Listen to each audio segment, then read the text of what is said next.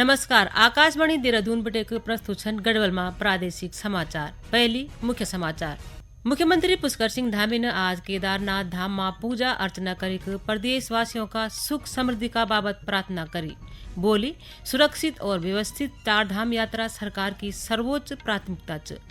उत्तरकाशी स्थित गंगोत्री धाम का कपाट भोल श्रद्धालुओं का दर्शनार्थ शीतकालीन का बाबत बंद किए जाना छन। चमोली जिला में स्थित विश्व धरोहर फूलों की घाटी शीतकाल पुणे बंद करेगी और देश भर में 5 दिवसीय दीपोत्सव का त्योहार धूमधाम से मनेणु छ।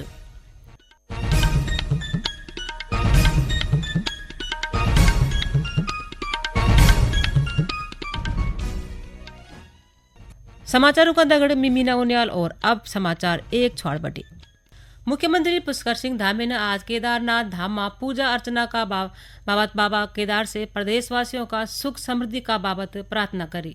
ये अवसर पर उन बोली कि सुगम, सुरक्षित और सुव्यवस्थित चार धाम यात्रा प्रदेश सरकार की सर्वोच्च प्राथमिकता च। श्री धामी ने बोली कि ये साल बेहतर व्यवस्थाओं का फलस्वरूप केदारनाथ धाम में आने वाला श्रद्धालुओं की संख्या ने नया कीर्तिमान स्थापित करी। देश भर से बड़ी संख्या में यहाँ श्रद्धालुओं, स्थानीय दुकानदारों व सम्मानित पुरोहित गणों से बातचीत कर श्रद्धालुओं का संबंध में फीडबैक ले। उत्तरकाशी स्थित गंगोत्री धाम का कपाट भोल दिन में 12:14 पर अभिजीत मुहूर्त में श्रद्धालुओं का दर्शनार्थ शीतकाल का बाबत बंद कर दिए जाल। ये साल अब तक 60 लाख से अधिक तीर्थयात्री गंगोत्री धाम का दर्शन कर चुके। धाम का तीर्थ पुरोहित ने बताए कि कपाट बंद होने का दगड़ मां गंगा की उत्सव डोली गंगोत्री से प्रस्थान कर भगवती मंदिर मारकंडे का समणी रात्रि विश्राम करल। 3 नवंबर अगणो देवी गंगा की डोली अपन शीतकालीन प्रवास मुखवा में विराजमान भेजेली। यहाँ बाद श्रद्धालु अगले 6 महीने तक शीतकालीन गद्दी स्थल पर मां गंगा का दर्शन कर सकल। रुद्रप्रयाग स्थित केदारनाथ धाम और उत्तरकाशी स्थित यमुनोत्री धाम का कपाट बंद होने की प्रक्रिया भी जोरों पर च। दुया धामों का कपाट 3 नवंबर को बंद भाल। कपाट बंद होने से पहले मंदिर थे कई क्विंटल फूलों से सजेगे। केदारनाथ धाम का तीर्थ पुरोहित ने बताए कि परंपराओं का अनुरूप मंदिर का गर्भगृह से हकूकधारियों ने भगवान केदारनाथ का छत्र निकाले। हकूकधारी गद्दी पुरोहित के द्वारा आचार्य नवीन शुक्ला जी के सानिध्य में वैदिक मंत्रोच्चारण के साथ भगवान श्री केदारनाथ जी का दिव्य छत्र उतारा गया।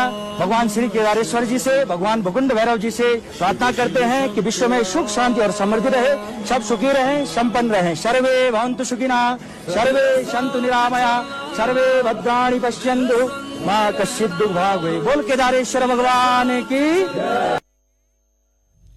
ये बीच बाबा केदार का दर्शन कुणे बड़ी संख्या में श्रद्धालु पहुंचना छन। मुख्यमंत्री पुष्कर सिंह धामी ने आज चंपावत का बनवसा में सशस्त्र सीमा बल, सीमा सड़क संगठन और केंद्रीय औद्योगिक सुरक्षा बल का जवानों का दगड़ दिवाली मने। ये दौरान मुख्यमंत्री ने जवानों से मिठे खिले की और बोली कि प्रदेश सरकार ने सेना का जवानों और उनका परिजनों का बाबत कई योजनाएं संचालित कर्या छन। राष्ट्रीय युवा पुरस्कार 2022-23 का बाबत आज बटी ऑनलाइन आवेदन शुरू होगी न।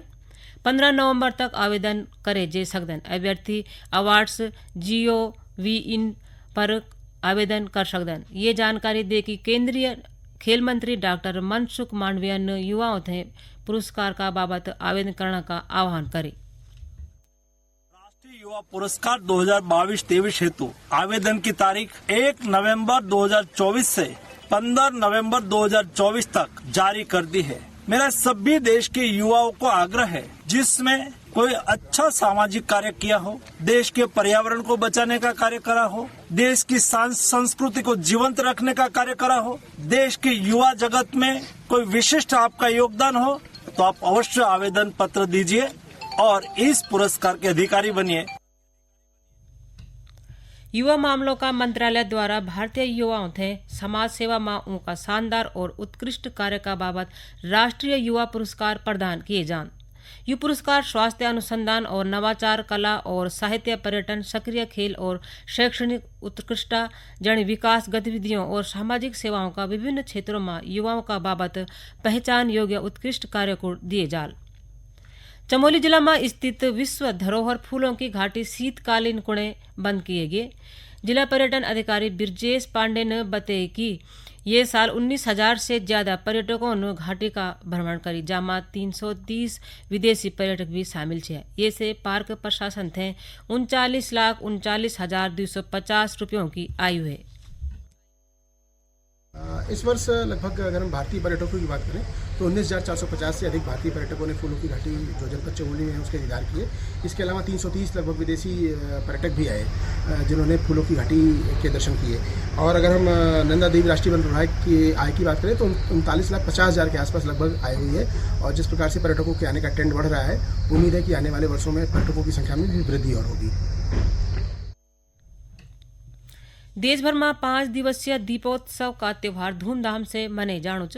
प्रदेश का बाजारों में खरीदारी कोणे लोगों की भारी भीड़ दिखेगी। ये अवसर पर Confederation of All India CAIT का राष्ट्रीय महामंत्री और सांसद परवीन खंडेलवाल ने बोले कि अब तक 4,25,000 करोड़ रुपयों का व्यापार होगी, जो कि एक रिकॉर्ड छ।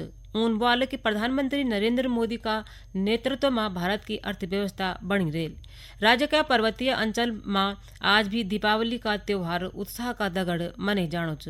उमंग और उत्साह का ये त्योहार थे मनाना गुण लोग घरों में पूरी पकौड़ी विभिन्न प्रकार के व्यंजन बनाना छन। दगड़ ही लोग बाजारों बटी मिठे खटे भी खील बतासा और मोमबत्ती जरूरी सामान की खरीदारी करने लग्या छन। बद्रीनाथ में भी आज दीपावली उत्सव की धूम छ। ये मौका पर धाम थे 8 क्विंटल रंग बिरंगा फूलों से सजे गए।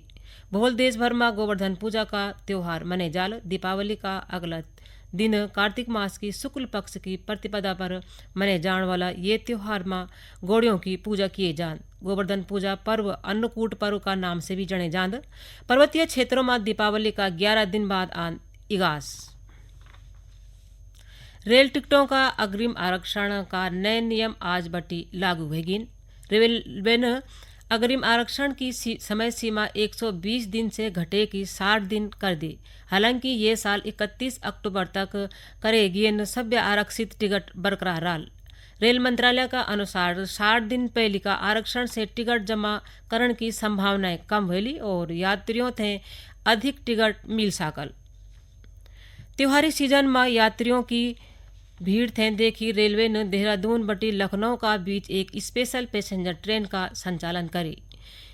ये ट्रेन से दून से बटी यूपी का पूर्वांचल और बिहार जाने वाला यात्रियों ते काफी राहत मिलल। रेलवे का मुख्य वाणिज्य प्रबंधक आदित्य गुप्ता का अनुसार यह ट्रेन देहरादून रेलवे स्टेशन बटी बेकुंदा शाम 6 बजे लखनऊ को चलली। ट्रेन का संचालन 8 नवंबर तक किए जाल। यहाँ के अलावा रेलवे ने प्रयागराज संगम योगनगरी ऋषिकेश एक्सप्रेस ट्रेन में 2 अतिरिक्त कोच बढ़े दिन। नैनीताल जिला में हल्द्वानी कालाढूंगी मार्ग पर आज 2 वाहनों की टक्कर में 2 लोगों की मृत्यु हो गई, जबकि 2 लोग घायल हुआ छन। घायलों थे उपचार का बाबत हल्द्वानी का सुशीला तिवाड़ी अस्पताल में भर्ती किए गए। टिहरी जिला में नरेंद्र नगर रानी पोखरी बाईपास मार्ग पर एक वाहन का खाई में गिरने से 2 लोग गंभीर रूप से घायल हुआ छन। एसडीआरएफ की टीम ने मौका पर पहुंची घायलों थे रेस्क्यू कर अस्पताल पहुंचे। केंद्र सरकार ने केंद्रीय योजना नमो ड्रोन दीदी का संचालन का दिशा निर्देश जारी कर दिए।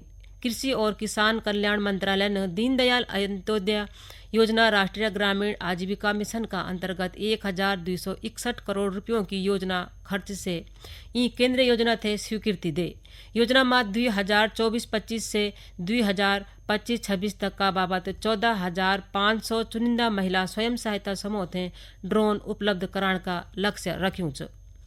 राष्ट्रीय स्वच्छ गंगा मिशन का छवाड़बटी 4 नवंबर को हरिद्वार का चंडी घाट पर गंगा उत्सव का आयोजन किए जाल। यू कार्यक्रम हर साल गंगा थे राष्ट्रीय नदी घोषित किए जाने की वर्षगांठ पर आयोजित किए जाल। और अंत में मुख्य समाचार एक बार फिर।